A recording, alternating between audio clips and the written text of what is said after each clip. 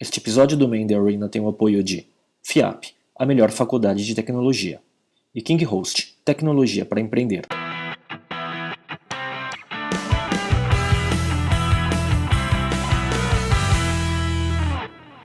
Olá, esse é o Main Arena, videocast sobre empreendedorismo e cultura digital. Eu sou o Miguel Cavalcante. Eu sou o Inxie e o nosso convidado de hoje é o Marcelo Toledo, CTO da Oi Internet e autor do livro O Dono. Obrigado pelo convite. Vamos lá, Marcelo, vamos começar a conversa de hoje fazendo uma breve apresentação sua? Vamos. Eu comecei minha carreira nadando, fui atleta do Clube Pinheiros durante boa parte da minha vida e nadava lá com pessoas tipo Gustavo Borges, era um cara que aparecia a cada 3 meses lá, porque ele morava e nadava nos Estados Unidos. E a minha vida toda, nesse período, foi basicamente nadar. As pessoas falam que o serviço militar muda os valores da pessoa e eu gosto de dizer que o esporte competitivo faz exatamente a mesma coisa. Então, os meus valores e acho que o que eu me tornei hoje foi muito influenciado por causa da natação. Então, essa questão de você saber perder, treinar um ano inteiro e errar uma virada e perder uma competição do ano, a mais importante, e você também saber ganhar e saber ter parceria, enfim, isso foi uma coisa que a natação me ajudou bastante. Em um determinado momento da minha vida, eu tive que parar de nadar porque eu me mudei para Salvador, meus pais se separaram, eu acabei indo parar lá, e eu fui fazer a segunda coisa que eu mais gostava, que era a computação. Então, eu fui buscar um emprego e eu sabia programar, e a primeira coisa que eu fiz foi escrever um programa que entrasse num site de busca de empregos, e eu não filtrei, eu mandei o e-mail para todo mundo. Então, eu acabei recebendo uma série de propostas de emprego para fazer coisas que não tinha nada a ver comigo, servir cafezinho, fazer uma série de coisas. Mas no dia seguinte eu estava empregado, e meu primeiro emprego, poucas pessoas sabem disso, foi na SOS Computadores. Meu currículo, o cara recebeu lá, tinha assim todos os sistemas operacionais, mais de 10 linguagens de programação, e ele olhou assim para mim, olhou o currículo e falou assim: você sabe Microsoft Windows? Você sabe Word, Excel? Aí nesse momento eu falei, acho que não vai dar muito certo. 3 dias depois eu pedi demissão, não deu muito certo, mas rapidamente eu me recoloquei e fui trabalhar num provedor de internet. E aí que surgiu minha relação com a internet. E a partir de então, foi esse provedor de internet, depois montei uma startup de comércio eletrônico, a gente vendia supermercado, você podia fazer seu supermercado, foi o primeiro do Nordeste. Depois eu projetei um gravador digital de vídeo, na época que o TiVo, as pessoas nem ouviam falar de TiVo. E daí depois eu acabei voltando para São Paulo em 2005 para trabalhar na Vex. A Vex, que era uma operadora de Wi-Fi. Depois eu montei a Pay11 e depois hoje eu estou na Oi. Muito legal. Conta um pouco da história da Vex, aí desse processo, acho que foi um dos grandes aprendizados, acho que é uma das coisas mais marcantes aí do seu histórico profissional recente. A Vex foi uma história legal porque ela era uma empresa que tinha um conceito super bacana. Internet era algo que todo mundo queria estar presente, todo mundo queria ter acesso à internet. E ninguém sabia que a internet ia ser sem fio naquela época, né? Então... Isso era que ano, mais ou menos? Por volta de 2003, por volta de 2003. Mas já era com a tecnologia Wi-Fi? Já era com a tecnologia Wi-Fi. Era os primórdios, as primeiras versões do Wi-Fi. Muito antes disso, o Roberto, que foi uma das pessoas responsáveis por essa visão de internet sem fio, ele trouxe dos Estados Unidos e lá falava-se de internet sem fio com o infravermelho, né? Por incrível que pareça, ele quis investir nessa empresa, não investiu, depois ela foi vendida por 400 milhões de dólares, mais ou menos, uns 10, 15 anos depois. Mas a gente falou assim, bom, internet sem fio é o futuro, precisamos fazer isso acontecer e a Vex era uma empresa que tinha esse conceito muito claro, precisamos colocar a internet sem fio em tudo que é lugar no Brasil, a cada quarteirão a gente tem que ter internet. Acontece que tinha um pequeno detalhe, a visão estava correta e o momento não estava certo, porque os computadores, os laptops e os celulares não tinham essa tecnologia. Então a gente começou instalando no aeroporto de Congonhas, foi o primeiro local, mas não tinha ninguém para usar. Então a gente chegou a fazer coisas ridículas do tipo ir para Taiwan, comprar um carregamento de 1000 plaquinhas de PCMCIA para doar para os nossos usuários que queriam usar a internet sem fio. E nesse momento a tecnologia não funcionava, não tinha fornecedor para nada, então a gente tinha que buscar alguma maneira de resolver esses problemas que o mercado era nulo, né? E eu acabei criando um produto chamado VexBox. O VexBox foi um produto que acabou revolucionando ali para a gente o mercado, porque a instalação de um hotspot custava R$ 1.800 e o VexBox, quando eu construí ele, era $120. Então, o budget que a gente tinha de instalação de hotspots multiplicou por 15 do dia para a noite. Foi fantástico. E foi aí que a Vex deu aquele pontapé e começou a crescer muito rápido, e a gente recebeu investimentos e o mercado começou a mudar. A gente teve um momento que teve que funcionar dentro da garagem do CEO, porque a grana acabou, a luz acabou, a internet foi desligada e a gente tinha que segurar a onda e a gente acreditando que aquilo ia funcionar e tal. E o negócio acabou virando, né? Depois de muito tempo insistindo, recebemos investimento e a empresa foi crescendo. E aí a gente pegou o modelo, que era um modelo de sucesso no Brasil, e começamos uma expansão internacional muito forte. A gente testou quase todos os países aí da América Latina, a gente foi para alguns países da Europa, América do Norte, até para a Ucrânia a gente tentou entrar em algum momento. E aí, depois de 7 anos que eu estava na Vex, a gente decidiu vender a empresa por inteiro. A gente chegou a receber 3 aportes de capital. E um dia, o Roberto, que era o CEO, falou assim, agora eu quero jogar golfe, vamos vender a empresa 100%. E a empresa hoje é da Oi. Hoje eles renomearam a marca, chama-se Oi Wi-Fi. E o que foi o grande aprendizado desse processo? Assim, o que você leva disso, dessa época de Vex? Tem algumas lições. Eu acho que assim, a persistência foi algo que fez toda a diferença, porque desistir era a coisa mais fácil do mundo. Várias pessoas chegavam e falavam assim, vocês estão loucos. Chamavam de idiota todo dia. Não, exatamente. Todo mundo falava, vocês são loucos, não sei o que vocês estão fazendo, está acabando dinheiro, você está trabalhando na garagem do CEO, o que vocês vão fazer e etc. Então, eu acho que a persistência e acreditar na visão é uma das coisas assim, mais importantes. Se você, como dono, não acredita na visão da sua empresa, ninguém mais vai acreditar.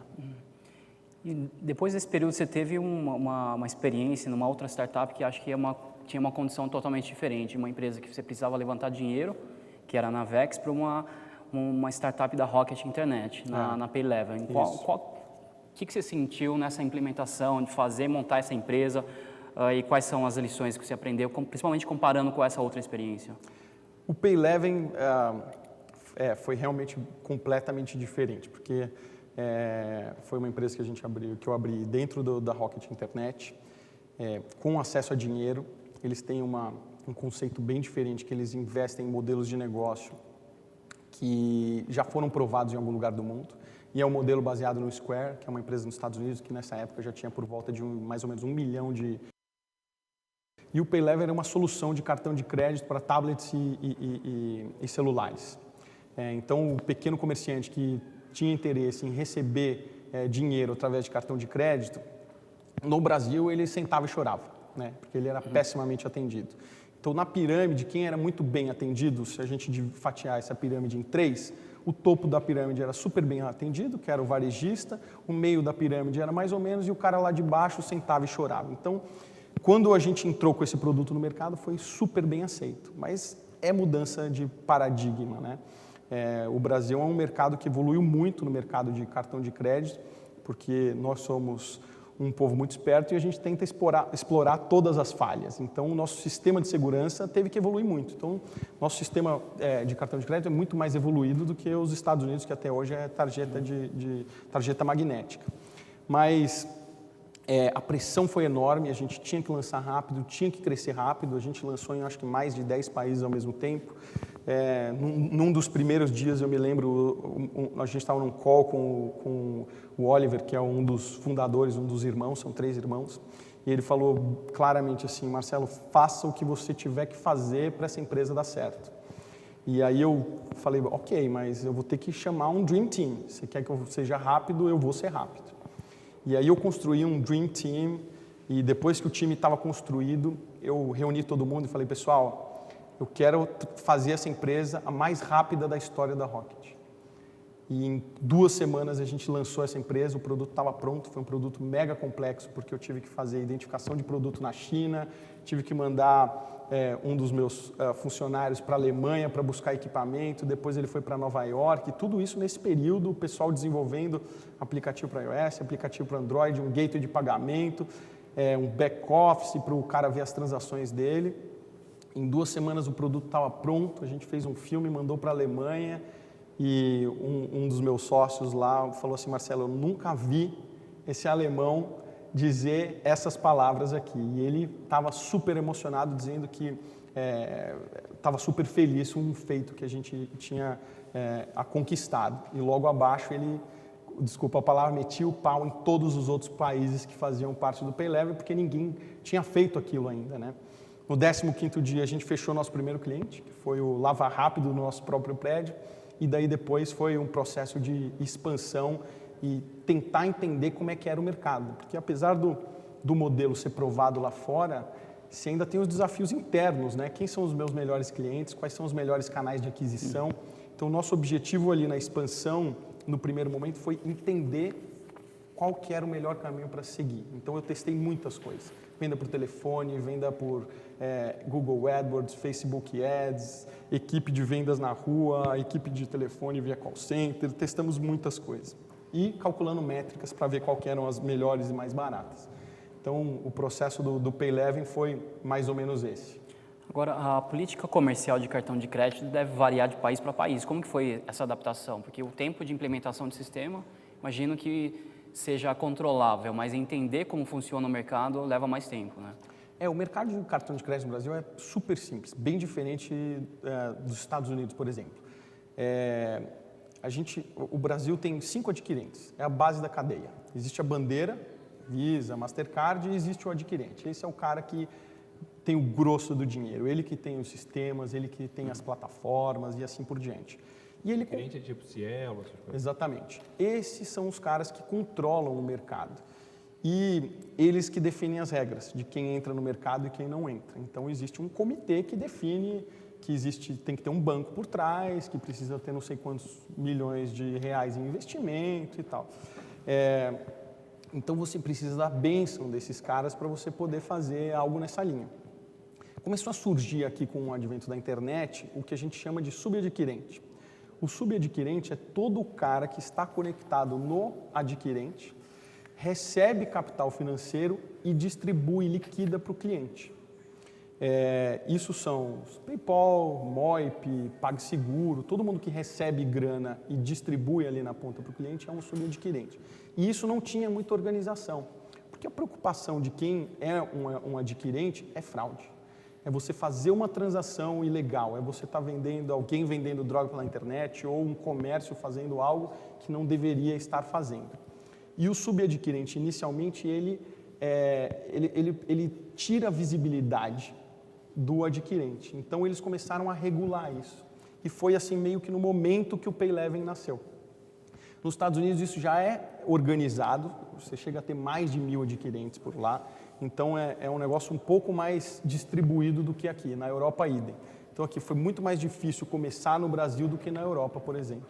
Tá, e como que você está sentindo agora esse movimento de inovação e empreendedorismo no Brasil, tendo passado por startups e empresas de grande porte? Como que você está sentindo a nossa evolução? Olha, o mercado, eu meço isso um pouco pelo meu blog, né? Eu comecei meu blog falando sobre tecnologia, daí depois eu mudei para o idioma inglês, aí depois eu voltei e comecei a falar sobre empreendedorismo, e aí o meu blog deu uma explodida. Então eu tinha 30 leitores, acho que um deveria ser minha mãe, o outro Miguel. E aí depois eu comecei a ver um crescimento ano pós ano, 1.000, depois 2.000, 3.000, daqui a pouco estou batendo aí os 4.000 assinantes. E a quantidade de e-mails que eu recebo. Então o tema empreendedorismo e startup no Brasil está mudando da água para o vinho. Eu ainda acho que o mercado brasileiro, ele tem falta do investimento. Eu acho que a coluna vertebral, a parte mais importante das startups são os investimentos. Querendo ou não, o que faz uma empresa dar uma boa acelerada é o cara que joga o dinheiro ali e faz a empresa crescer. e a gente ainda tem poucos investimentos aqui no Brasil. Então eu acho que eu sinto falta disso. Eu acho que se o mercado tivesse mais grana, ele cresceria mais rápido. Por outro lado, eu também entendo um pouco o lado deles, porque os empreendedores não estão totalmente preparados. Tem pessoas que eu recebo muito e-mail e eu consigo mensurar, baseado nesses e-mails que eu recebo, a maturidade do empreendedor. Desde um cara bem maduro, que já sabe um monte de coisa, tá entendendo, até um cara nível neném, assim. Exatamente. Hoje eu recebi um e-mail de um cara, corretor de seguros, eu acho, de imóveis, e ele falou, eu quero saber tudo sobre os segredos das startups, por favor, me ajuda. Compre meu livro, né? Resposta. Exatamente, essa é a resposta. Primeiro passo. Mas, e olha lá, né? E leia, né? E leia, boa.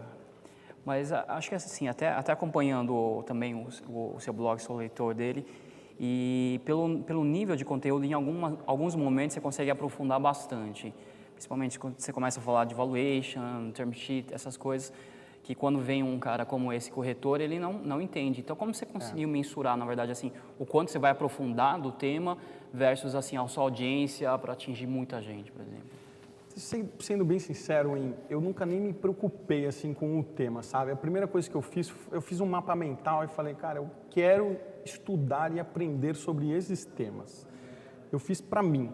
Então eu ia lá e pesquisava, lia livros sobre o assunto, escrevia o artigo muito mais para minha referência. E calhava que algumas pessoas se interessavam por um ou por outro post. Obviamente que esses posts mais complexos, a audiência é mínima, poucas pessoas leem, mas acabou virando referência no mercado. Hoje, assim, alguém que fala assim, eu quero uma planilha de fluxo de caixa, um P&L, ou eu quero fazer o Business Model Canvas, o cara sabe, no Marcelo tem alguma coisinha ali que dá para eu pescar. Como é um negócio mais difícil, menos gente se aventura a escrever também e acha que também vai ter pouco público, então acaba que só tem esse post sobre isso, né? E outra coisa que eu acho muito legal do blog dele, assim, acho que é o blog mais bem organizado, tipo, antes de você começar o blog, você fez um índice das coisas que você ia fazer. Isso, tipo, ninguém faz isso. Né? E ajuda, isso ajuda bastante. Você colocar as coisas na ordem, para o cara, você é novo aqui? Dá uma olhada aqui nesses posts, começa por aqui, etc. Muito legal. Outra coisa que acho que é interessante a gente perguntar aqui, até porque eu não tenho background técnico nenhum, e você tem um histórico, tem um background técnico. Como é que é esse processo, né, de montar uma empresa? Quanto que ajudou você ter esse conhecimento técnico? Como é que você está avaliando aí as startups brasileiras em relação à qualidade técnica do que está sendo produzido? Acho que as pessoas que têm maior facilidade de construir uma empresa são as pessoas técnicas, porque no final de semana você pode construir um mega produto. Acontece que as pessoas técnicas normalmente não têm qualquer conhecimento de business e esse produto nunca vai para frente. Então, é um ótimo produto que ninguém quer. Exatamente. Isso é a realidade. Assim, eu enxergo hoje dois perfis muito claros no Brasil em termos de startup e empreendedorismo. São os caras que entendem muito de tecnologia e que criam produtos fantásticos, com excelente usabilidade, com design, com uma plataforma bacana, mas que não entende nada de vendas e marketing. E aí tem o outro cara, que é o cara que sabe tudo de vendas e marketing, não entende nada de produto, e ele acha que vendas e marketing é o mais importante, então no fim das contas o que acontece? O produto que vai para o mercado, que a gente consome, é normalmente de um cara que não se preocupa tanto com o produto. Então assim, eu muitas vezes me pergunto, e vários amigos meus, não sei se vocês acontecem o mesmo, a gente fala assim, por que esse produto porcaria está vendendo que nem água? Então, o dia que as pessoas começarem a entender que você precisa ter os dois lados da moeda, você precisa se preocupar com grana. Se você não tiver dinheiro entrando na sua empresa, o seu produto não vai para frente. Agora, você precisa se preocupar com a qualidade do produto. Então, eu não vejo muito isso no Brasil. Eu penso que um dia, quando as empresas começarem a unir esses dois conhecimentos, é quando a mágica acontece, é quando produtos fantásticos surgem. E é raro. É um Instagram da vida, que a gente tem um brasileiro lá, o Mike. São esses produtos que acabam mudando o mundo. Então, eu ainda espero que esses dois caras comecem a se falar mais fortemente ou que uma pessoa comece a olhar para os dois lados, entendeu? Mas e aí, o que você já viu desses dois caras se falando? Como é que é esse processo? Assim? Você tem, tipo, vamos dizer que conselho você daria para o cara que tem só um lado e quer se aproximar do outro? O que faz? Isso é polêmico, assim. Outro dia um cara comprou meu livro e falou assim: Marcelo, estou lendo, fantástico, sensacional, mas já discordo de você desde o começo. Eu acho que sócio, eu sou totalmente contra, eu não acho que tem que ter sócio. E eu insisto muito no tema sócio porque eu parto do princípio que você não vai ser bom em tudo. Não vai ser bom em tudo. Se você é bom de vendas e marketing, que é um fundamento fundamental, você precisa de um cara bom em tecnologia e o inverso também. E você precisa, principalmente, deixar cada um fazer o seu trabalho. Na hora que você busca um sócio, se você é bom de vendas, faz o seu trabalho de vendas, faz o seu trabalho de marketing, deixa que o cara de tecnologia faça o trabalho dele. Saibam conversar, saibam brigar, saibam fazer as pazes depois, mas botar a empresa para andar para frente. E é difícil isso. Às vezes as pessoas brigam, o cara que é de tecnologia não tem a visão de vendas, e aí fala, mas cara, eu preciso gastar isso, aí o cara fala, você vai arrebentar o fluxo de caixa. Então, dá muito conflito. E normalmente o que acontece? Predomina um lado só. Ou é o cara de vendas que predomina, que é normalmente que sustenta a empresa, né? E aí a questão, quando um cara é sócio e o outro é um funcionário, e se você não tiver esse complemento de equipe, vai prevalecer o cara que é o background do sócio principal, do fundador da empresa. E aí fica uma empresa desequilibrada, né? É isso como aí. você comentou. E se é um cara técnico, ou ele adquire rapidamente o conhecimento de vendas e marketing, ou ele começa a ter dificuldade de gerar caixa na empresa. Então, a gente tem vários casos aí que deram certo, que o cara foi se adaptando e a empresa hoje está super relevante, fluindo bem e etc. Tá, e que outras dificuldades você enxerga entre as startups brasileiras? A gente está falando muito da equipe e tudo mais, e assim, a gente sempre ouve reclamações do tipo dificuldades burocráticas, enfim. O que mais que você pode elencar, que você vê que são problemas nossos? Eu acho que o Brasil é pouco propício para desenvolvimento de startup, o governo não ajuda, a carga de imposto é absurdo.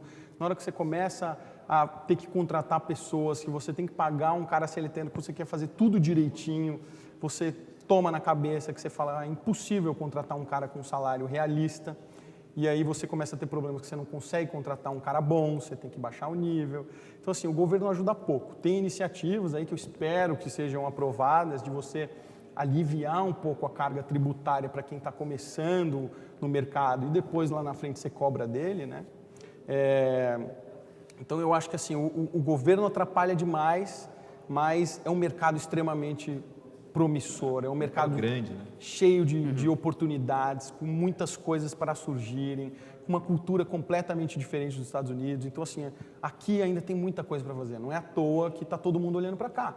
Tem muita coisa para fazer. Então, assim, o foco está no Brasil, não é à toa. Mas, quando o investidor vai começar a entender como é o Brasil, etc., ele dá aquela retraída. Por isso que nem todo mundo vem para cá. A melhor explicação que eu já vi de Brasil para gringo é que é um besouro, né? É um besouro. Você olha o besouro e fala, esse bicho não voa de jeito nenhum, né? Mas ele voa bem pra caramba, né? Mas, ó, passando aqui para o próximo tema, o Marcelo está lançando o livro dele, que chama Dono, né? Que é o livro Um Caminho Revolucionário para o Sucesso da Sua Empresa, com prefácio do Nizam Guanais e depoimento do João Dória Júnior. E eu sei que você é um cara super organizado, metódico. Conta pra gente como é que foi o processo de fazer o livro. Né, de organizar, de planejar, de escrever, porque parir um livro não é fácil, né? Não é fácil. A coisa que eu mais tinha dificuldade e que eu tive que começar a pesquisar e entender era o que eu vou escrever, quais são os temas, porque você fala assim, escrever um artigo é fácil, são 600, 1.500 palavras e só. Agora, como é que eu escrevo um livro? Esse livro tem 330 páginas quase. Como é que você escreve um livro de 330 páginas, né? Então, quantos caracteres tem? Tem 72 mil palavras. 72 mil palavras, mais ou menos. O mercado se mede por palavras, né? E o meu objetivo foi escrever um livro de 50 mil palavras. 50 mil palavras dá em torno de 200 páginas. Então, a minha meta era de 180 a 200 páginas. Saiu um livro um pouco maior. E, basicamente, o que eu fiz foi criar um mapa mental de todos os tópicos que eu queria, então eu fui organizando cronologicamente. O resumo desse livro eu escrevi o livro que eu gostaria de ter lido antes de começar a empreender. Então eu fui desde um manual, assim, uma bíblia do passo a passo, com tudo em português, do que tem de essencial para você montar uma empresa. E focado no mercado brasileiro. Porque livro de empreendedorismo e startup tem de monte. Agora, para o mercado brasileiro, que é uma outra realidade, é difícil de encontrar.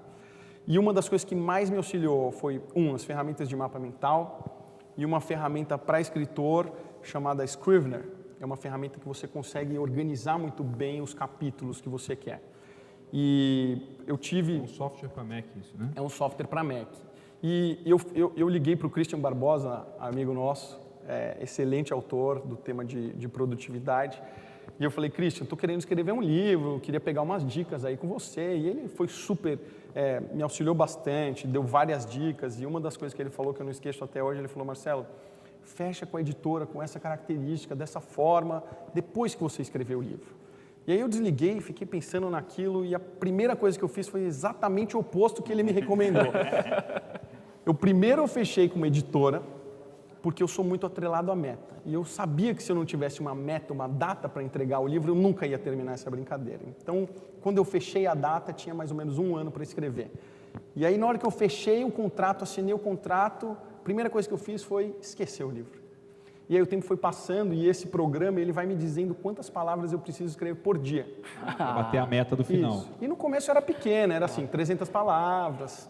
Falei, isso é um parágrafo de um e-mail. Espera, não precisa ser tão rápido assim. E eu sei que no fim das contas eu fui escrevendo muito aos poucos, mas muito menos do que eu precisava. E quando faltavam uns 3 meses, já tinha um volume absurdo de trabalho concentrado. E eu falei para a Larissa, minha namorada, falei, Larissa, eu não sei se eu vou conseguir entregar na meta. Não sei o que eu vou fazer, comecei a ficar preocupada. Aí eu falei, tive uma ideia. Peguei uma parede inteira da minha casa, comecei a colocar post-it em um dia, em todos os dias que eu precisava escrever. Estabeleci a data e tinha, assim, 3 capítulos por dia. Cara nadador é outra coisa, né? 4 capítulos por Ter as dia. metas de treinamento, te ajudou? E assim, não escrever um dia, você pega os post-its do dia e joga nos próximos. Vai acumulando. Esse foi o segredo para eu conseguir terminar de escrever esse livro. Foi ter o problema visível. Todo dia eu acordava, olhava para o problema e falava... Gestão visível. Gestão de problemas visível. Então foi Kanban, que é uma metodologia que eu gosto bastante, Kanban e o problema ali. Então eu sentava, acordava às 5 horas da manhã, escrevia, outro dia era à noite que eu preferia escrever, o grosso do trabalho foi final de semana e eu terminei de escrever esse livro. E aí foi que começou o trabalho, porque você acha que quando você escreve o livro você acabou, você tem que fazer capa, você tem que chamar um Nizam, um João, você tem que fazer várias revisões, teve 3 ou 4 revisões desse livro, e mesmo assim tem erro. E aí você tem... Aí a editora pega e fala assim para você, agora você precisa escrever um texto vendedor da contracapa, e quem vai escrever, né? Então tem uma série de coisas que vem pós-produção do livro que dá tanto trabalho quanto. E teve uma época que eu até conversei com você, falou, terminou? Terminei, capa pronta, tudo pronto, etc. Agora só falta divulgação. E é outro trabalho enorme, né? Você tem que mobilizar uma série de coisas e você vai ser muito acessado, as pessoas vão te chamar para dar palestra. Eu recebo hoje 10 vezes mais e-mail do que eu recebia antes. E você tem que dar entrevista para os sites que querem conversar com você e assim por diante. Mas é um trabalho legal. É o reconhecimento de todo o trabalho que você teve. Realmente, né, produzir e entregar um bicho desse não deve ser fácil. Mas o negócio só de tudo que você falou aqui, esse negócio de você ter um negócio visível, para mim já valeu a viagem até aqui. E eu estou lembrando de um negócio que você deve ter lido, o livro lá do Steven Pressfield, né, A Guerra da Arte, e tem outros na sequência depois, que é muito, na verdade o cara escreveu para escritores, mas é um livro que serve para empreendedor também, né, que é você conseguir fazer as coisas que você quer fazer, né, então e escrever um livro não é um negócio que nasce num dia, né, dá um trabalhão durante um tempo grande, você montar uma empresa também tem muita coisa parecida, então é um livro que eu nunca escrevi livro nenhum e nem está na minha meta no curto prazo de escrever, mas eu achei muito bom esse livro que chama, não é a arte da guerra, é a guerra da arte. Né? O livro é uma arte de você virar a página, porque se você é muito perfeccionista, você fica andando em círculos. Porque você escreve um capítulo e na hora que você está escrevendo o capítulo 2, você já fala, o 1 não está muito bom. você não pode voltar. Você tem que virar a página e ir para os próximos, para os próximos. Senão você vai ter que reescrever o livro o tempo todo, né? Exatamente. Então hoje tem coisas que eu nem lembro que eu escrevi, porque você realmente tem que passar. A gente estava conversando aqui agora há pouco e era isso. Eu coloquei, aí eu lembrei que eu coloquei. Então, assim, eu me surpreendo, porque hoje eu pego, assim, começo a ler um capítulo e eu falo, caramba, esse capítulo tá legal mesmo. Agora, então vou desafiar você a lembrar, porque você comentou do Kanban, quais são outras metodologias interessantes de gestão de startup, não só desenvolvimento, mas a própria gestão da empresa? Isso é um tema que eu gosto muito, porque não existe como você montar um time de alta performance sem que seja através de processos. Quem acha que processo significa burocratizar, está completamente enganado. Para você gerir uma empresa de 10 funcionários, 15 funcionários sem processo, vai. Na hora que você começa a escalar, que você tem 30, 60 funcionários, se você não tiver com tudo organizado, com processos bem claros, você vai se perder. E você vai ter que correr atrás do rabo. Então, as metodologias que eu mais gosto, e eu escrevo aí no livro, é Kanban, que é uma metodologia que foi muito utilizada no conceito do Lean, do Toyota. A gente usa, eu uso bastante, eu adoro essa metodologia, e eu gosto muito de Scrum. E essas são metodologias que você consegue aplicar em tudo, desde projetos de tecnologia, como uma equipe de vendas, para organizar produção interna, para uma fábrica, para logística. Você que manja pra caramba de logística sabe, são processos em fila, você precisa ter agilidade. Então, a teoria é genérica, serve para tudo. Então, hoje, se você tem um time que está começando a crescer, que está começando a ficar desorganizado, escolha a metodologia que vai melhor se adaptar para a sua empresa e aplique, que você vai ter excelentes resultados. Legal. E o que vem pela frente? Quais são os projetos futuros, profissionais, pessoais, depois do livro? O livro vai tomar bastante tempo, né, imagino?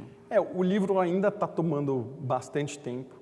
Obviamente que eu tenho que conciliar isso com o meu trabalho, então eu tenho pessoas por detrás me auxiliando, organizando minha agenda, organizando o que eu vou fazer e como eu vou fazer, porque para você ser executivo e ainda ter o tempo de atender a tudo que vem para você, dá um certo trabalho. Então, eu ainda pretendo participar dessa curva um pouco, de continuar conciliando aí com a minha agenda de executivo, que dá um baita trabalho, tem um time grande lá para gerir e fazer acontecer, mas a minha veia é empreendedora, então aquela vontade de já fazer um novo projeto já está aqui atrás. Eu tenho muita vontade de escrever um outro livro sobre um tema completamente diferente. Eu fui atleta e um dos temas que mais me fascina é o tema de performance.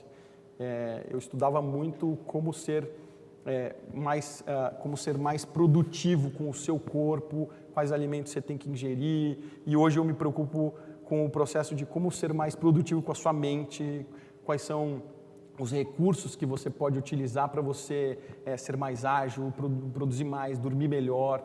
E esse é um tema que as pessoas naturalmente me perguntam. As pessoas que sabem que eu gosto disso falam assim, cara, eu não estou dormindo bem, o que eu faço para dormir melhor? Ou eu estou me sentindo muito cansado, o que eu faço para ficar mais alerta no trabalho e produzir mais?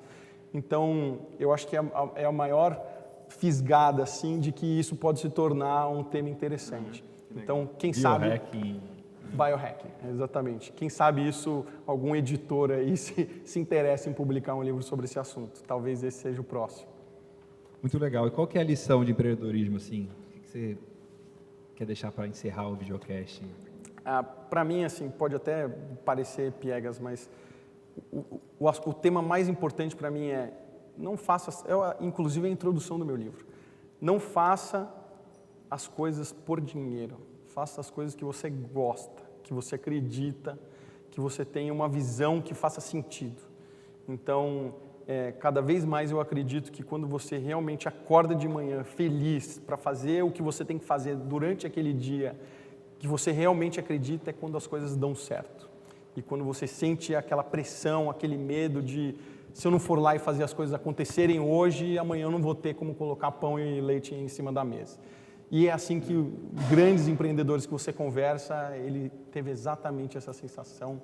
e ele amava o que ele fazia. Você vê nos olhos, né? Então, faça o que você ama. Muito bem, uma bela lição para a gente que está envolvido o tempo todo com a construção de empresas, é a motivação no dia a dia. Né? Muito bom, muito obrigado, Marcelo. Eu que agradeço. Bom ter você aqui. De novo o livro do Marcelo. Satisfação, obrigado mesmo. Esse é o Man in the Arena, com o Marcelo Toledo, lançando o livro Dono.